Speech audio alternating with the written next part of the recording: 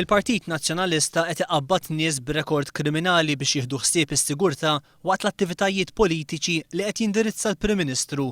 L-istess persuni li lejn tmiem Lulju li għadda deru jassu d-Dar Ċentrali f'Talpjeta issa ntalbu jkunu preżenti wkoll għal laqgħat politiċi ta' Lorenz Gonzi. Il-call canvassers tal-Ministru Austin Gatt illi ntażel minn Lorenz Gonzi biex imexxi l-kampanja elettorali tal-Partit Nazzjonalista.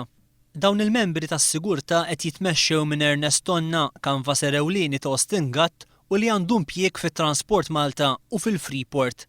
Ilu wkoll 11-il sena jokkupa l-kariga ta' Authorized Officer tal-Kunsilli Lokali tal-Belt Valletta, il-Florjana u l-Marsa, 3 lokalitajiet fid-distrett ta' Austin Gatt.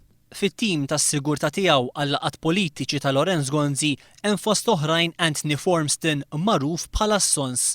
Kienu il-ħadd li għadda der jakkumpanja lill-Prim Ministru waqt l-attività politika tal-Partit Nazzjonalista taħt it-tinda f'Birzebbuġa.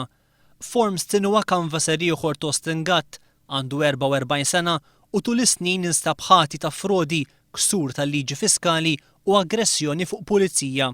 F'Settembru tal-2003 il-qorti rremarkat ukoll li Formston għandu rekord kriminali ta' 6 paġni mifrux fuq medda ta' 16-il sena. Membru ieħor tas-sigurtà li ntalab ikun preżenti għal laqgħat politiċi ta' Lorenz Gonzi huwa George Lapira, ix-xufier tal-Ministru Austin Gatt. Lapira li l-ħadd li għadda der idur mal-kandidati nazzjonalisti u jżomm l-ordni kien ukoll barra d-Dar Ċentrali meta nqala l-argument mal-ħbieb ta' Jeffrey Pulicino Orlando dakinhar li l-Eżekuttiv Nazzjonalista iddiskuta talba għat-tkeċċija ta' Richard Kakija Caruana.